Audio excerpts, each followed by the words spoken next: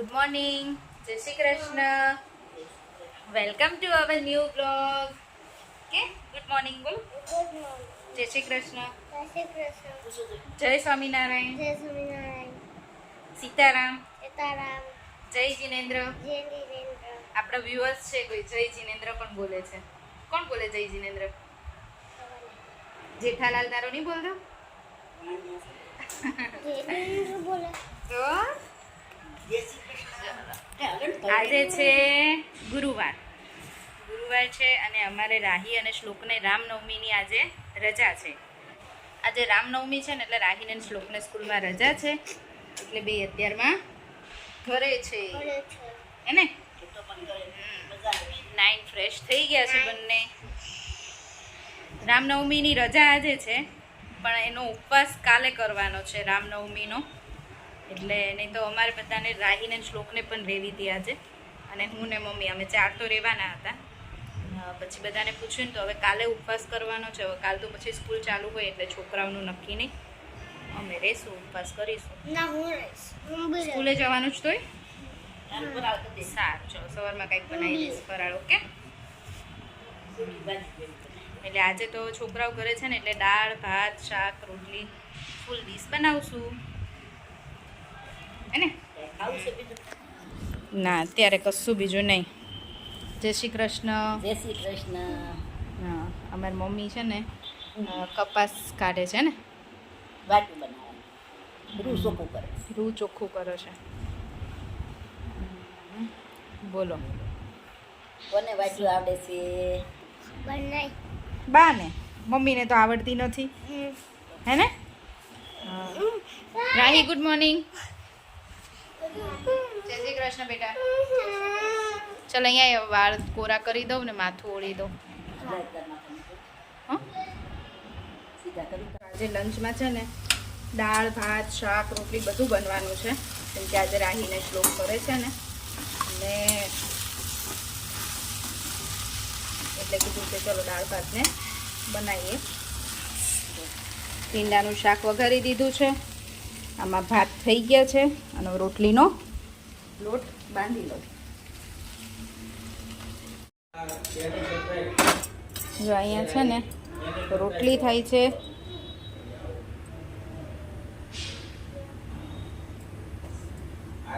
અને એક બાજુ દાળ ઉકળે છે. ભીંડાનું શાક થઈ ગયું છે. આજે ભીંડાનું શાક છે ને કોરું બનાવ્યું છે, છોકરાઓને આવું ભાવે ને એટલે. અહીંયા ભાત થઈ ગયા છે.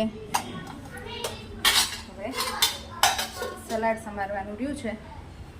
કેરી કાકડી ડુંગળી બધું સલાડ સમારી દઈએ. 2-3 રોટલી બાકી છે ને કરી, કેમ કે છોકરાઓ ઘરે હોય ને એટલે ભૂખે એ લોકોને વહેલા લાગે રોજ કરતાં. મારું લંચ રેડી છે. ભીંડાનું શાક રોટલી દાળ રાઈસ પાપડ અથાણું છે સલાડ છે.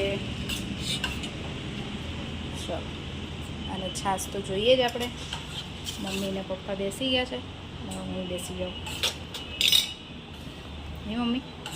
મમ્મીને તો આજે રોટલો દાળ ભાત છે તોય ક્યાં એમાં બધી વસ્તુ નાખી છે ને, બાજરી ક્યાં છે? ચાલો જમી લો.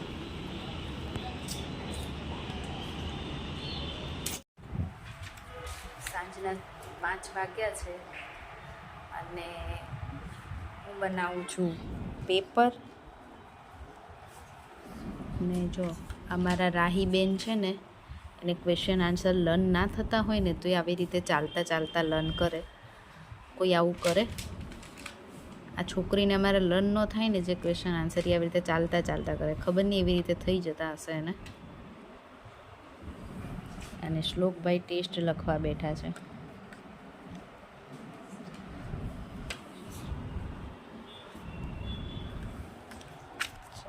અને હું બનાવું છું મેથ્સનું પેપર રાહી માટે. બનાવી દઉં પછી રસોઈનો ટાઈમ થઈ જશે, પછી પાછા કિચનમાં જઈશું. 6:30 થઈ ગયા છે. ડિનર બનાવવાનો ટાઈમ થઈ ગયો છે. હું આવી ગઈ છું પાછી કિચનમાં. આજે ડિનરમાં બને છે ચોળી બટેકાનું શાક. ચોળી બટેકાનું શાક અને રોટલી. અને કેયુર બપોરે જમવા ના આવ્યા હોય, બપોરે અમે દાળ ભાત શાક રોટલી બધું બનાવ્યું હતું. કેયુર જમવા ના આવ્યા હોય એટલે એ અત્યારે દાળ ભાત ખાય. એવું કે બપોરે તમે દાળ ભાત બનાવતા હોય ને તો મારા માટે વધારે બનાવી દેવાના, એમને રાત્રે ખાવા હોય. એ ઘણી વખત મને રાત્રે સાંજે હું ફોન કરું ને કે શું બનાવું, તો મને કે તું દાળ ભાત બનાય. પણ રાત્રે પછી અમને હેવી થઈ જાય, કેમ કે અમે બપોરે જમ્યા હોય પછી રાત્રે પાછું બધું દાળ ભાત શાક રોટલી બધું બહુ હેવી થઈ જાય, એટલું બધું ના જમવું હોય. એટલે કેયુર માટે બનાવું છું દાળ ભાત. હું તો હવે અત્યારે નહીં લઉં, બપોરે મેં ખાધા છે. મને એમ ભાત બહુ મજા ના આવે, ઓછા જ ગમે. ભાતે હું ખાઉં ને તો દાળ વધારે લઉં, ભાત ઓછા લઉં. અને બપોરે ખાતા હોય ને તો અત્યારે તો ચાલે જ નહીં. હવે જો માવો થોડોક હતો ને ઘરમાં, તો મમ્મી એના પેંડા વાળે છે. અત્યારે વાળવા છે મમ્મી પેંડા એમ નામ ડીશમાં હે ને.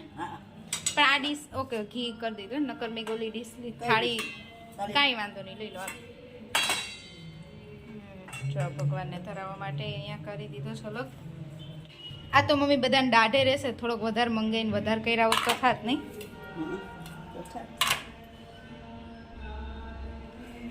આ તો ચાખવાનો થશે, જરીક જરીક એવું થશે. પ્રસાદીની હા, ભગવાનને પ્રસાદી ધરાવશે, અમે પ્રસાદી લઈ લેશું, એવું કરીશું. ડિનર કરીને તો ફ્રી થઈ ગયા, કામે પધારી દીધું છે ફટાફટ. અને પાછા હવે રેડી થઈ ગયા છીએ, કેમ કે આજે અમારે અહીંયા નીચે સંતોની પધરામણી છે અને સભા છે, એટલે ત્યાં જવાનું છે. 9 વાગે 9 વાગવા આવ્યા છે અને અમે રેડી થઈ ગયા છીએ. છોકરાઓ જતા રહ્યા, પપ્પાએ જતા રહ્યા છે નીચે. હું ને મમ્મી હવે જઈશું. ઘણાએ રામનવમી આજે કરી છે અને ઘણા કાલે કરવાના છે, કેમ કે 2 દિવસ છે. એટલે અમે કાલે રામનવમીનો ઉપવાસ અમે કાલે કરવાના છીએ. એના માટે પછી અત્યારે વેફરે તળી દીધી છોકરાઓને બેયને રહેવું છે, તો બંનેને લંચ બોક્સમાં વેફર ભરી દઈશ. એટલે વેફર તળી છે અને બસ કામ પતાવ્યું. હવે અમે લોકો જઈશું નીચે સભામાં.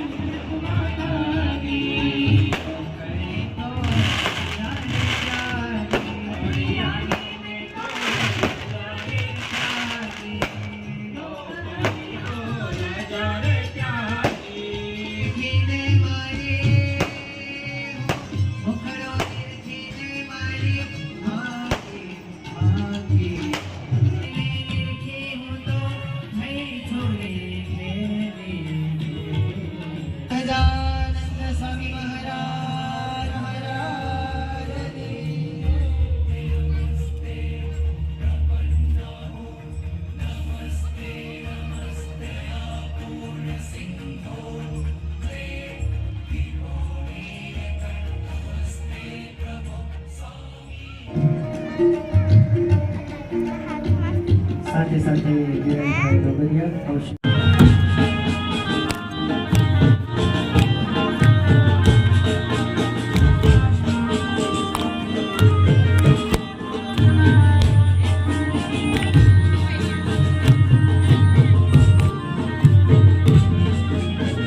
આજે સભામાં અમને તો એવું જ હતું કે સભા છે, નથી ખબર, પણ શ્રીહરિના પ્રાગટ્ય મહોત્સવ હતો જે 9 દિવસથી ચાલે છે. આજના દિવસે અમારે ત્યાં હતો, એટલે બહુ મજા આવી. સરસ ઉત્સવ કર્યો, પછી રાસ રમ્યા બધા અને મજા આવી. બસ હવે અમે પૂરું કરીને અત્યારે 11:30 થયા છે, ઘરે આવી ગયા છીએ પ્રસાદી લઈને. અને બસ આજનો દિવસ બહુ સારો રહ્યો. આવું કંઈક ભગવાનનું કંઈ કામ હોય એમાં જઈએ, ઉત્સવમાં જઈએ, સાંભળીએ, સભામાં રાસ રમ્યા તો મજા આવી, મનને સારું લાગે એમ. શ્રી હરિના પ્રાગટ્ય ઉત્સવમાં તો બહુ મજા આવી, બહુ આનંદ કર્યો. મારા પપ્પાને તો સંતોના આશીર્વાદ મળ્યા, આરતી કરવાનો મોકો મળ્યો, સારું કહેવાય. દિવસ બહુ સારો ગયો. આજનો વિડીયો અહીંયા જ પૂરો કરીશું. ફરીથી મળીશું કાલના વિડીયો સાથે. બાય બાય, ગુડ નાઇટ, જય શ્રી કૃષ્ણ. જો વિડીયો ગમ્યો હોય તો લાઈક કરો, શેર કરો અને ચેનલને સબસ્ક્રાઈબ કરો.